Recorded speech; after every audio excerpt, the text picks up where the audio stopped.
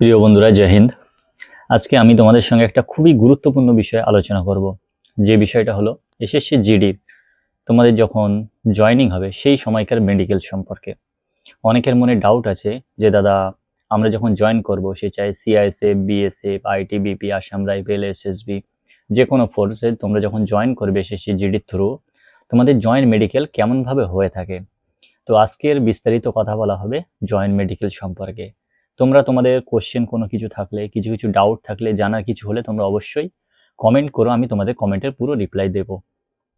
তো প্রিয় বন্ধু, এর আগে আমি তোমাদেরকে সমস্ত বিষয়ে হেল্প করার চেষ্টা করি, সে ফিজিক্যাল হোক, নেট নতুন টিপস হোক, কীভাবে প্রিপারেশন করবে সেই সংক্রান্ত হোক, বা মেডিকেল হোক, যে কোনো সংক্রান্তে এসএসসি জিডি নিয়ে আমি সমস্ত রকম আপডেট দিতে থাকি।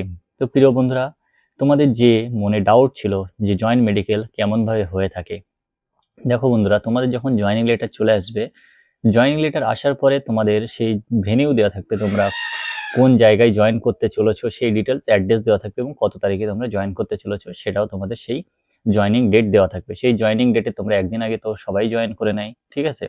অনেকে আছে জয়েনিংয়ের দিনেও জয়েনিং যায়, অনেকে 2 দিন আগেও পৌঁছে যায়। আমি বলবো একটা দিন আগে চলে যাও তোমাদের ভালোর জন্যে।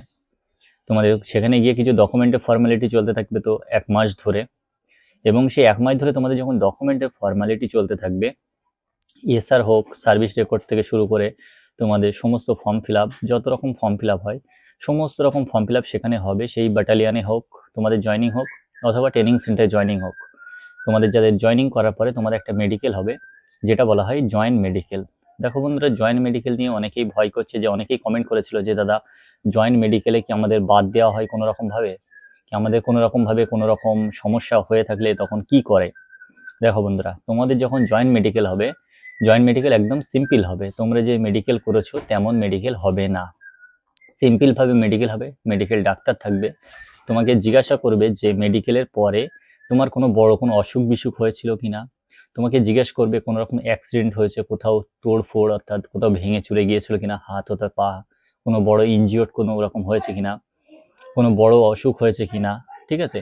তো প্রত্যেকের, যার কিছু বড় অসুখ হয়েও থাকলে প্রত্যেকের আগে নো স্যার, কিছু হয়নি, এই কথাটাই বলবে, ঠিক আছে। ওরা কোনো রকম টেস্ট করবে না, ঠিক আছে। এটা হলো জয়েন্ট মেডিকেল। জয়েন্ট মেডিকেল কি হয়, একটা ফর্মালিটি। যখন কোনো ব্যাটালিয়ানে জয়েন করে কোনো ছেলে অথবা মেয়েরা, জয়েন করার সময় যে মেডিকেল করানো হয়, মেডিকেলের রিপোর্টে তোমাদের ফিট সার্টিফিকেট বানিয়ে তোমাদের যে ট্রেনিং সেন্টার থেকে, ট্রেনিং সেন্টারকে ধরিয়ে দেওয়া হয় যে আমরা 100, 200, 500 ছেলে অথবা মেয়ে রিক্রুট আমি তোমাদের কাছে হ্যান্ড ওভার করলাম, যে তারা সকলেই ফিজিক্যালি ফিট, এই সার্টিফিকেটটা দেওয়া হয়, ঠিক আছে। জয়েন্ট মেডিকেল নিয়ে তোমরা কোনো রকম টেনশন করবে না, কোনো রকম ভাববে না, ঠিক আছে। তো জয়েন্ট মেডিকেলে তেমন কিছুই হয় না, তোমরা সবাই জয়েন্ট মেডিকেলে ফিট, এ নিয়ে কোনো টেনশন নাই।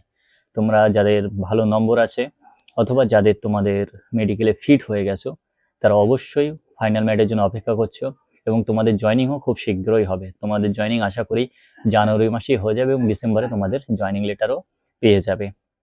এবং যাদের কোনো কারণে, অর্থাৎ অনেকেই দেখা যায় যে মেডিকেলে আউট হয়ে গেছে, অথবা ফিজিক্যালি আউট হয়ে গেছে, অথবা কম নম্বরের জন্য ফাইনাল মেরিটে অনেকে আউট হয়ে যাবে, তো তারা অবশ্যই ডিসেম্বরে ফর্ম ফিল আপ চলছে, এখনও ফর্ম ফিল আপ করে রেখে দেবে। যাদের মনে ডাউট আছে, যারা কনফিডেন্ট আছে তাদের খুবই ভালো কথা, ওয়েল ডান। যাদের ডাউট আছে তারা অবশ্যই ফর্ম ফিল আপ করে রেখে দেবে পরের বার আবার প্রস্তুতি নেওয়ার জন্য, ঠিক আছে। তো বন্ধুরা, আজকের ভিডিও এই পর্যন্ত। ভালো লাগলে অবশ্যই চ্যানেল সাবস্ক্রাইব করে পাশে দেখো এসএসসি জিডি সম্পর্কে সমস্ত আপডেট পেতে। থ্যাংক ইউ, জয় হিন্দ।